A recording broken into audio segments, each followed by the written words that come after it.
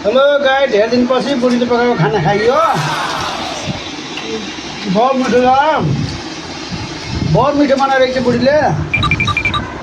पाल्पाबाट बोको ल्याएको थिएँ, त्यही काटेको थिएँ। 1 किलो केटाले खालान् भनेर ल्याएर आएको। बुढीको हातै मिठो छ क्या। दाल झन् कति मिठो बनाएछ बुवा।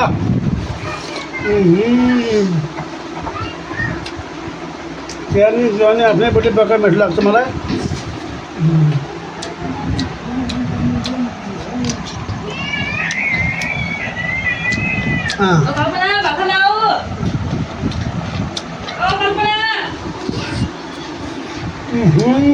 सधैँ भिन्दै छ, हाम्रो मजाको जस्तो होइन क्या पाल्नुको।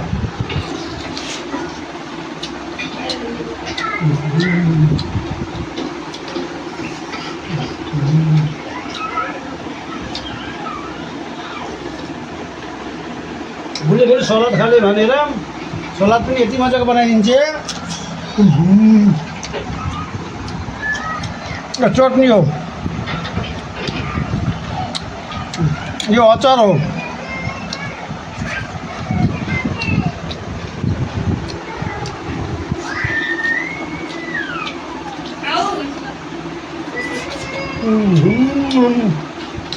बुढी बुढीको हातै खाम जस्तो लाग्छ मलाई त।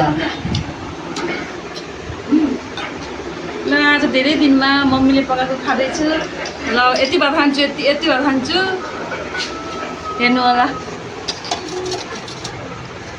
मासुको ग्रेभी, अचार, काँक्रो, दाल।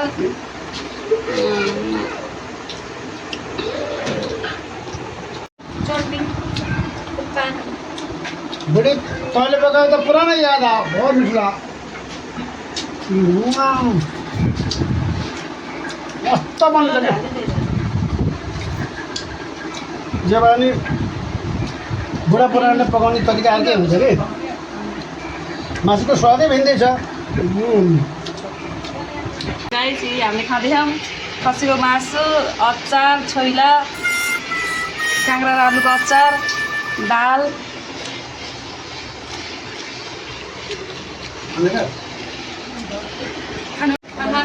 हेलो साथीहरू, आज चाहिँ मम्मीले बुवाको स्पेसल हाम्रो बुवाले चाहिँ पाल्पाबाट ल्याएको बोका काटेको ल्याउनु भएको रहेछ। खाएको यस्तो दामी छ, सँगै बुढीले पकाएको खाइन्थ्यो। आज चाहिँ मम्मीले पकाएको खाएको एकदम मिठो लाग्यो। धेरै भात खाइन्छ जस्तो हो गाइजहरू। जस्तो आमाले पकाएको भनेको